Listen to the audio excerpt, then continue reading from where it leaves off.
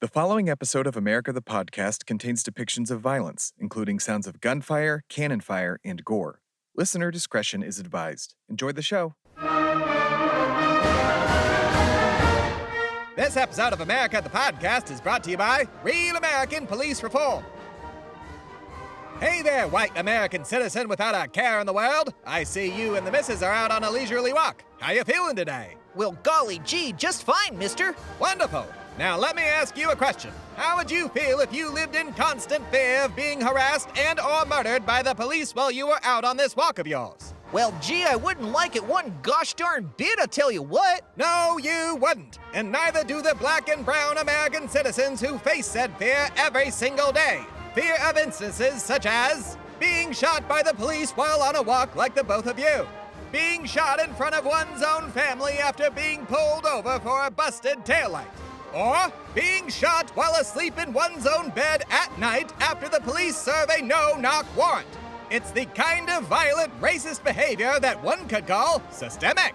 Well, golly, mister, that's horrible. I always thought the police were there to protect us and couldn't do anything wrong. I bet you did, you white son of a bitch. What was that? I said ignorance is no excuse. Well, how can this be stopped? Well, I'm glad you finally asked. Introducing Real American Police Reform.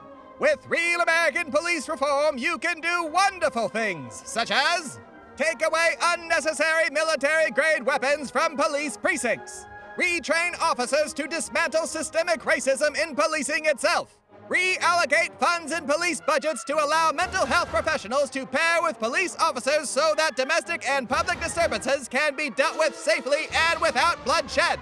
Or to put it in plain Jane terms, you could simply defund the police.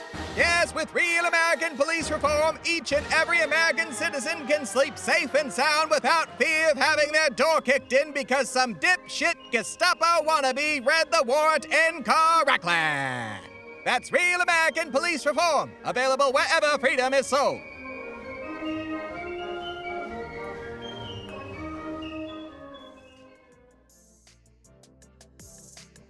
Do you speak any other languages? Well, before I became the embodiment of an only hope for America, I spoke a few common foreign languages for trade purposes.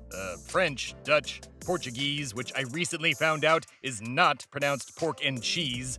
A bit of German. Oh yes, the languages spoken by the tribes in the Mohican Confederacy in Massachusetts, and whatever language they speak in Spain. Don't really remember what it is, but it always sounded like Mexican to me. Jesus Christ. No, I'm pretty sure he only speaks Aramaic, Hebrew, and, of course, white Christian American. Right. Much like Christ, after my transfiguration, I also thought American was the only language worth speaking. However, after you berated me for several minutes attempting to convince me that the language I speak is something called English, I remembered I can make money by doing business in other countries. How did that make you remember international business exists? My brain marches to the beat of its own drum, usually war drums. Sometimes it's freeform jazz or even steel drums if I'm taking the day off to relax. As for my linguistic fluency, ever since I remembered the potential of making millions of foreign nations, I've been brushing up on the languages I already speak and have recently been taking lessons so that I can communicate with Chinese businessmen. Gotta love the Chinese. They may be communist, but at least they're capitalist at the same time. Not quite sure how that works, but I love it. Are you using, Duolingo? Absolutely not. I tried using it before, and then that damn owl started stalking me. I stopped for one day, and then I found a dead mouse on my porch with a note written in blood reading, "Get back to your lessons." Ugh. Yeah, that'll happen. Yes, well, ever since that terrifying night, I've been taking my Chinese lessons from a telephone application called Foolingo. Okay, well, it's not Chinese, I'm pretty sure. Might be wrong, but I think the language you're learning is Mandarin. I'm not trying to talk to oranges, Timothy. I'm trying to speak with Chinese businessmen. Who knew they produce so many commercial products in that country? I can almost hear the American dollars filling my bank account. Have you learned any phrases from Foolingo? Oh yes, so far I've learned the phrases wo shi yiga yo chen da mego yen, wo bu hui shou pu tong qua, and, wo de yinghang zhenghu fengwen de ma shi, yi far sen su u liu zhen. Not entirely sure what those phrases mean, but I'm told they will help me do business in China. And before I get any listener letters, I'm going to keep my business out of Xinjiang. I'm not as amoral as Elon Musk, so chill out. maybe just don't do business in China at all? Ha! Are you kidding? There are billions of people there, all with money. I'm not passing up an opportunity to exploit people for financial gain. Hello? Poster child for Reaganomics capitalism over here. Yeah, that tracks. So what other languages were you most fluent in back in the 1770s? Probably French, but that was out of necessity because America was planning on liberating Canada during and also after the Revolution. France was also sort of helping America's revolution during the 1770s and 80s. Plus, I needed to be able to talk to the one and only Frenchman worth a damn. Who? Well, I invite you to find out tonight on America, the podcast.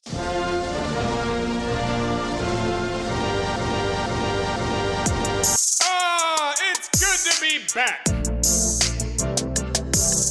Hello, America. It's America, the podcast.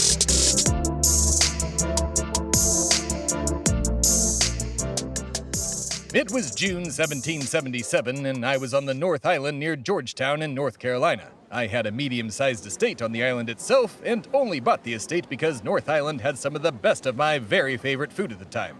As patriotic listeners know, I love me a bucket of lobster tail.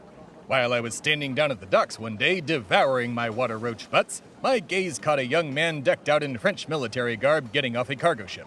I'd seen many people enter and exit the ships over the day, mostly immigrants seeking a new start, free from a life under the thumb of some inbred king. Back in my day, we loved immigrants. We still do, depending on who you ask. Immigrants made this country what it is, and they continue to make it greater with each passing day. Why, if it weren't for immigrants, we wouldn't even have the land we have today.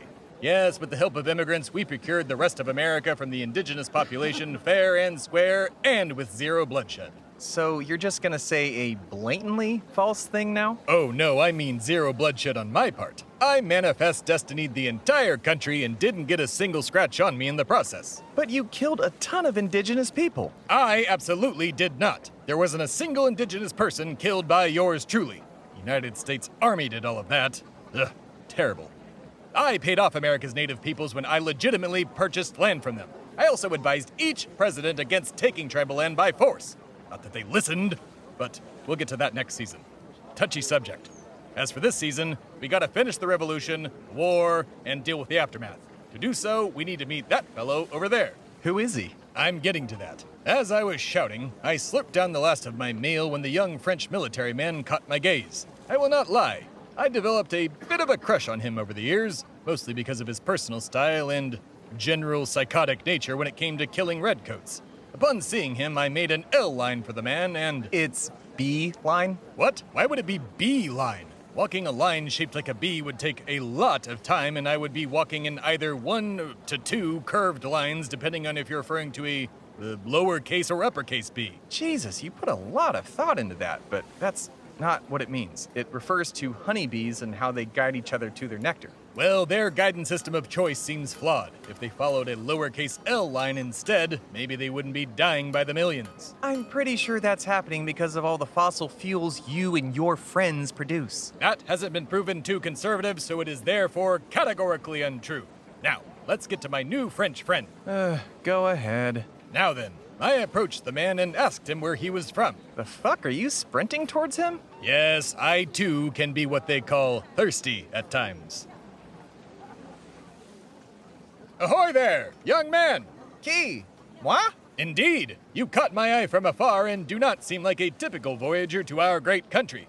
What brings you to America? Je suis ici pour rejoindre le combat pour la liberté. Je souhaite servir ce pays dans l'espoir d'en créer un avenir meilleur pour toute l'humanité. Un avenir où tous pourront vraiment vivre libre. Ah, you're here to join America's fight and create a better future for all mankind, you say? Well then, it seems you may be a man after my own heart. Quoi? By that I mean the country, of course. Oh my god, are you getting an erection? A little bit, yes. Becoming the embodiment of an only hope for America made me get turned on by the mere idea of absolute freedom and liberty. Plus, as you can see, this soon-to-be-named Frenchman was a bit of a snack. He didn't notice what was happening, though. See how colonial pants were on the baggier side in the crotch area? Yeah. That was to help hide all of the boners that closeted colonial men would get after becoming aroused by each other. But alas, it would be generations before it would be okay to be openly sexually fluid and display one's erection. Well, the sexually fluid thing, yeah, but definitely not publicly displaying the boners. That's still not okay. It is if you have enough money. Gross. Yes, well, after I almost fainted at the sound of this stranger's words of liberated wisdom, I pulled myself together enough to introduce myself and shake the man's hand. Well, my friend, if fighting for liberty is what you're after, you've come to the right place. The name's Theb A Stard, American patriot. And whom might you be, and do you speak our magnificent nation's terrific tongue? Oui, I do, and it is a pleasure to meet you, Monsieur Stard. Je m'appelle Marie-Joseph Paul-Yves Roch Gilbert du Motier, the Marquis de LaFayette. That's a bit long. I actually almost just fell asleep listening to you say all of that. May I call you, what was one of those names? Oh, how about Gilbert? Or maybe Gil for short. Gil's good, right? No, not Gil. Merci. Maybe the Marquis? Oh, well, what about Mark? Oh, that is not how that word works, monsieur. Then what can I call you, good stranger? Appelle-moi juste Lafayette. The hell was that? Quoi? Nothing. I thought I heard a faint sound. Must have been the wind.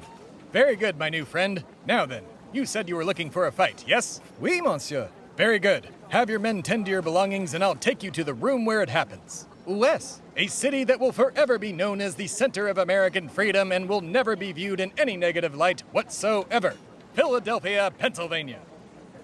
Wait, did your past self hear the Marquis theme right there? Indeed. I had an idea of who and what I had become, but didn't really notice anything different about myself or the world around me after my transfiguration on the eve of the signing of the Declaration of Independence. Not until this moment, that is. I eventually noticed that no one was hearing the universe bellow out this man's name, which prompted me to begin noticing changes to my existence. It's partially why I kept calling him Gil or Marquis.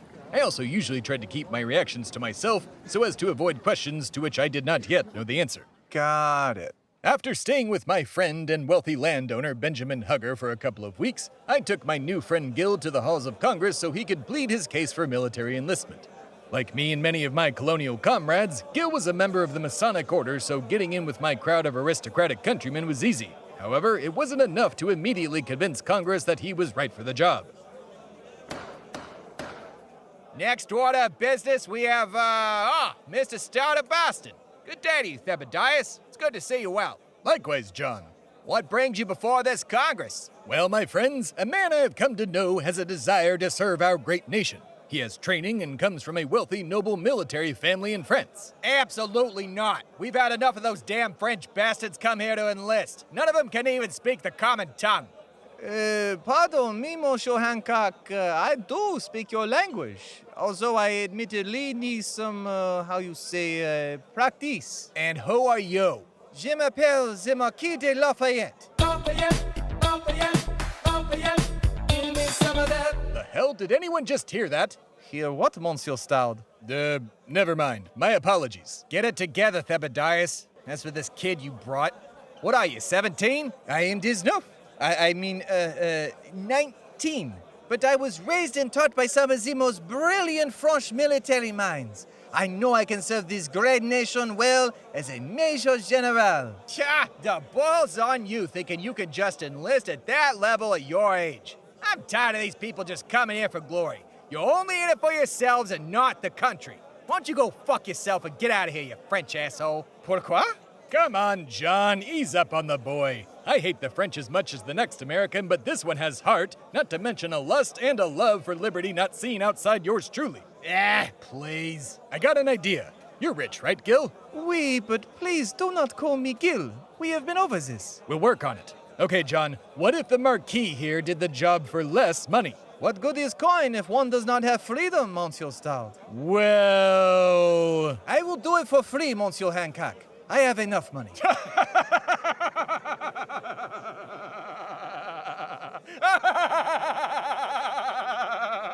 Oh, that is hilarious. What is so humorous?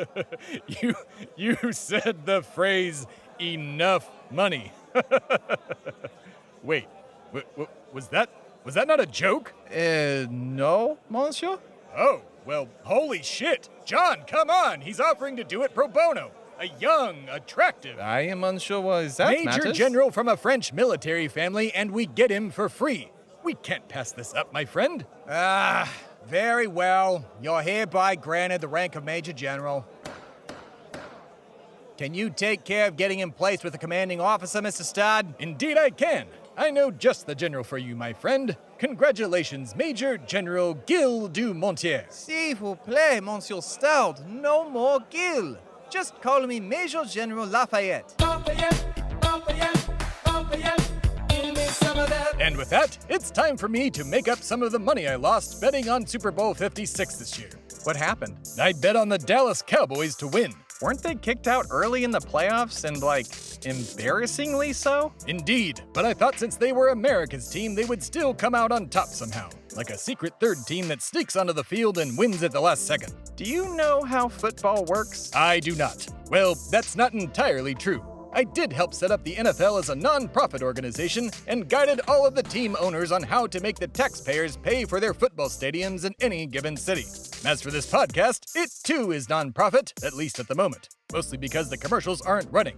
However, the show will be a for-profit podcast again after I receive the $1 trillion cash flow from these upcoming ads. We'll be right back. It's America, the podcast.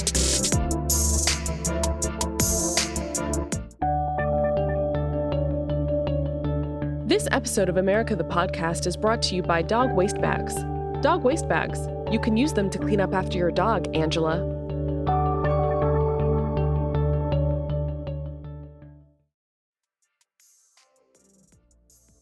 It's America, the podcast.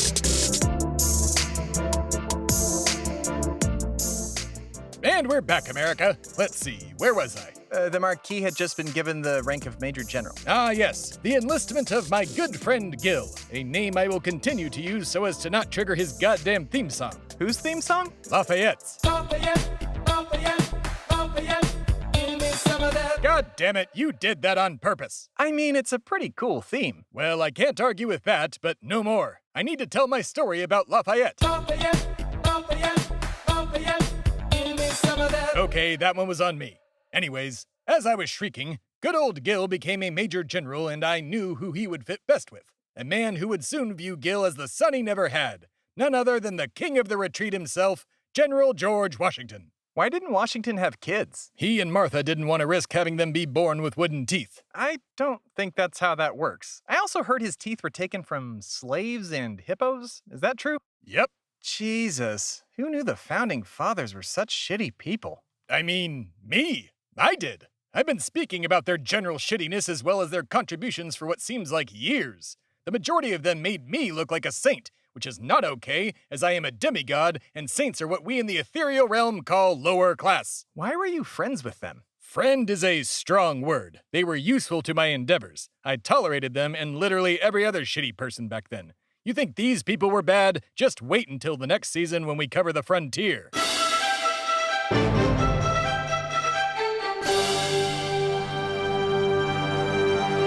Jesus fuck, what was that? Like I shouted, you'll see or rather hear next season. As for this spellbinding season about the American Revolution, I'm about to introduce Gil to George. The Oh Hello guys? No, the people over there. Oh, Washington and Lafayette. God damn it! I just wanted to see if it would work for me. Keep it up and maybe you won't make it out of the void of time next, time. What do you mean next time? Ahem. Even though America needed soldiers, most were not sold on the people perpetually prancing into town from other countries like France just so they could seek glory in the battlefield. Let's go to July 31st, 1777, and I'll let General Washington explain. Greetings, Thebadias! What brings you to our camp, my friend? I have a new Major General for you, sir, and I've got a good feeling about him. General Washington, meet Major General Major General Lafayette. Bonjour, General. It is a pleasure to meet you. God damn it, Thebadias! Another Frenchman! I understand your reservations, General, but he's good for the job. Aside from myself, I've never heard a man speak on liberty and freedom with more passion than he. I can't explain it, but I believe God is audibly telling me that this one is special. All these French bastards want is glory. They don't care about our cause. Pardon me, General, but I must take offense. I evaded many different powerful people to get here. I even purchased the cargo on the boat I sailed on to assure I made it here to fight for this land and your cause, which is my cause too. Liberty and freedom are not just words to me, General. They are a way of life. We were put here on this earth by God Almighty himself to experience nothing less. I will fight until my last breath to ensure the safety, freedom, and liberty of every man, woman, and child in America. You have my word as a Christian, a Frenchman, and most importantly, a patriot. Also, sir, he's doing it for free and has connections to the highest-ranking French military officers. Free doesn't necessarily mean good, Mr. Stard, but if you trust him, I do as well. Give him a regiment, and I want you to personally keep an eye on him, Thebadias. You understand me? Yes, sir. I won't let you or the country down. Damn, why did Washington hate French people so much? Well, like most Americans at the time, he hated everyone who wasn't Christian, white, and most importantly, American. Gil was at least two of those things, so he had that going for him. But also, a buttload of Frenchmen had come to this country simply to seek fame and glory on the battlefield. A buttload? Well, Mr. Beeline means honeybees. Look who doesn't know something for once. A buttload is a measurement of wine, and I only know that because it's how I measure the amount of wine I drink in a single day. A Frenchman is also a measurement of wine, but it's a much larger quantity than a buttload. Right. As for the Frenchmen who came to fight in the America, the podcast presents the American Revolution. General Washington found that the battle prowess of these French glory seekers was worth about as much as the cannonballs that blew their heads off. At least until Gil took command. How so? Well, as you heard, General Washington more or less wrote Gil off as cannon fodder. But over the next month, the Marquis, i.e. French guy Gil, and George became more than just commanding officer and minion. They became father and son. Gil was even injured in the Battle of Brandywine in the fall of 77, and General Washington commanded the medic to treat Gil as if he were Washington's own child. How did Gil or the Marquis do in battle throughout the rest of the Revolution with Washington having his back like that? Well, to put it plainly, as I am always known for, we would not have a country without good old Gil. With his military connections, zeal, and general smoothness, the Marquis was able to procure 6 French ships and 6,000 troops before what would become known as the Battle of Yorktown. Gil also halted a military coup known as Conway's Cabal with that same smoothness. What happened there? A group of high-ranking military officers led by General Thomas Conway created a plan to replace General Washington as commander-in-chief in late 1777, early 78. At one point, the Cabal decided it was a good idea to invite the Marquis to dinner in an effort to recruit him. However, when a toast was given to Congress, Marquis Gil chimed in and said, "And to General Washington." When that happened, everyone realized that Washington likely knew about the Cabal and it fizzled out. Horatio Gates was even involved and had to issue a public apology. It was hilarious watching that idiot squirm. Were you aware of the Cabal? Not until after it had been dissolved. If I had been made aware, well, let's just say I don't just like yelling fire in public places. I also like participating in fires as well. So you're saying you would have burnt down the house the Cabal met in with everyone inside? See? You do understand me. How have you not been arrested for arson? Oh, I have been. 38 times. But I just paid off a judge each time and was on my fire-starting way afterward. I believe Stephen King even wrote a book called Firestarter loosely based on my exploits in arson. I was a little hurt that they asked Drew Barrymore to be in the movie and not me, but I was mixed up in the beginning stages of Iran-Contra at the time, so I don't think my schedule would have allowed for it. Right. Well, what about the Marquis' fighting ability? Ah, yes. One last short tale before I conclude this absolutely fantastic podcast episode worthy of a 2022 Webby Award. Yeah, you hear that, Webbies? We're coming for those awards, you sons of wonderful self-appointed council of people who decide the success of digital creators. May the gods smile upon you. And I can get them to do that too. I'm close friends with at least 6 of them. Anyways, my story about the Mortal Kombat level finishing move from Lafayette. Give me some of that. It was May 1778. The Marquis and his men were having some fun engaging with the British Army. I relayed an order from General Washington telling us to keep moving, but good old Gil decided to make camp at Barren Hill. Generals Potter and Poor, along with 2,100 men and 5 or 6 cannons were there as well, I believe. Never really liked General Poor. Can't really put my finger on why. Because you don't like the pores, like you say all of the time? Ta! You are indeed correct. I also did not like the situation we were in. It was risky being camped where we were, as Gil was already a target in the eyes of the British. So much so that when word got out that we were camped at Barren Hill, British General Howe wrote to his fellow commanders stating, "We're gonna get the boy." The boy? Yes, a not-so-clever nickname. Gil was a symbol of American relations with the French and a huge pain in the ass to the British forces. How? Well, stop asking questions so I can tell you. Just stand over there and watch while the audience listens. Fine. Well, Gil, you stepped in it this time. Stop calling me Gil. We are fine, Theb A Stard. Wait, is that how you got your nickname? Sort of. Multiple people have called me that throughout my life, and it doesn't help that my name looks like that on paper. Irregardless, we're in a tense moment. Shut it. Here, I'll rewind. Whoa! Keep that remote from the movie Click away from me. I ain't going back to the void of time. It's fine. I had Christopher Walken fix it. Well, Gil, you stepped in it this time. Stop calling me Gil. We are fine, Theb A Stard. Ah, clever. Did your fancy French education help you come up with that? Oui, it did. Listen, Laffy. The general explicitly told us to observe the British, harass them when possible, and then move along, not stay in one place. Now we have thousands of British troops on their way. We need to go. We cannot, monsieur. We seem to be surrounded. Shit, you're right. They got us backed against the goddamn cliff. Well then, what's your plan, Major General? The only thing I can think of is hiding in the trees, but that will only delay our demise at the hands of the goddamn crown. That is it, Monsieur Stard. Porter, Paul, has the men line up in single file in the tree line in groups of 3 or 4.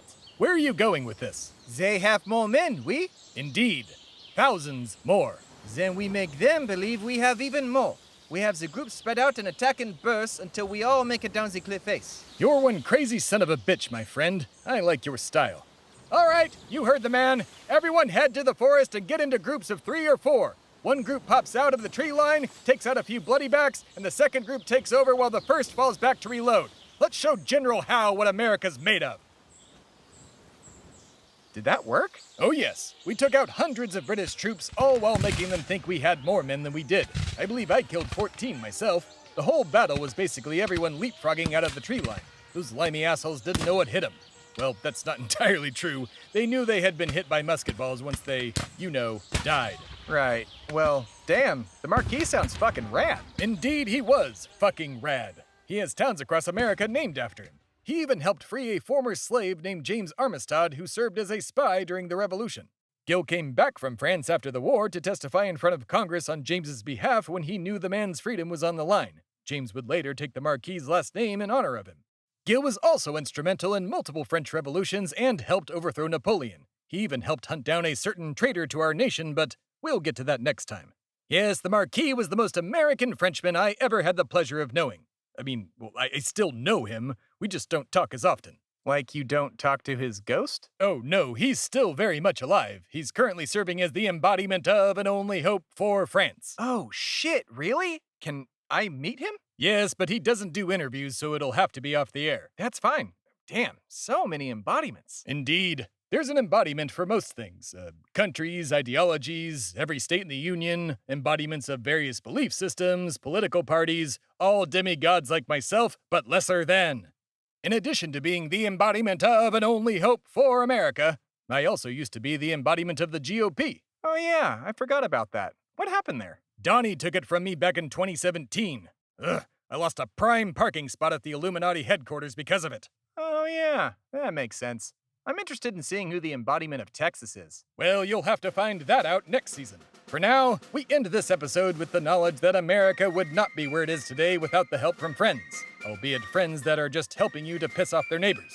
America's greatest friend was a boy who believed in something greater than himself and wanted to see his fellow humans thrive. He lived, breathed, and bled for the core values of America: life, liberty, and the pursuit of happiness. Without his help, genius, and straight-up dumb luck at certain points, both America and France would have continued life as usual under unelected, inbred, hereditary monarchs.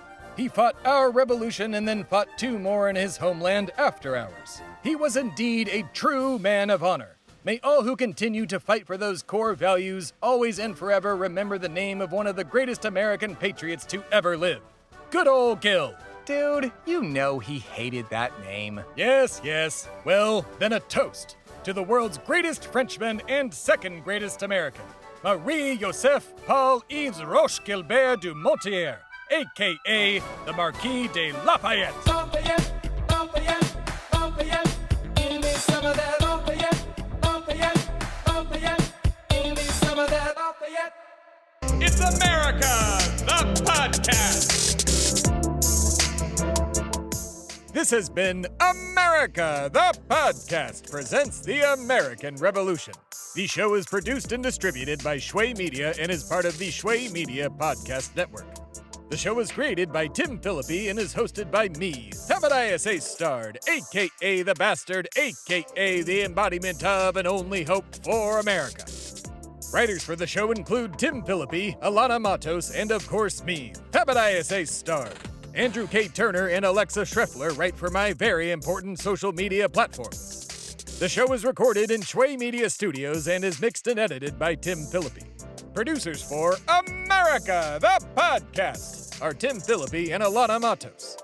Due to some audio issues we experienced while traveling through the space-time continuum or something dumb like that, additional voices in this show were provided by Theb A Stard, Tim Phillippe, and Alanah Matos. The show's theme song was composed by Timmy Two-Step, and all other music and sound effects heard in the show were procured through Storyblocks, freesound.org, Ambient Mixer, Soundcrate, Accusonus, and Sonus. Lots of Sonuses out there. The show is available on all podcast directories and YouTube. While reviews on any and all podcast apps are greatly appreciated, I humbly request that you leave a 5-star review in iTunes so that we may finally overtake the political podcast dynasty known as Pod Save America. They're not even funny. We know funny. Wait, do we know funny? We do not. Well then, let's overtake them anyways, America. For America! For daily video messages such as Previously on America and America's Word of the Day, follow the show on TikTok, Instagram, and Facebook at America the Podcast. And don't forget to check out all of the other spectacular Shway Media shows on the Shway Media Podcast Network at shwaymedia.com. There, did I say your name enough, you podcast overlords? All right, that's it. Go on now, you hear?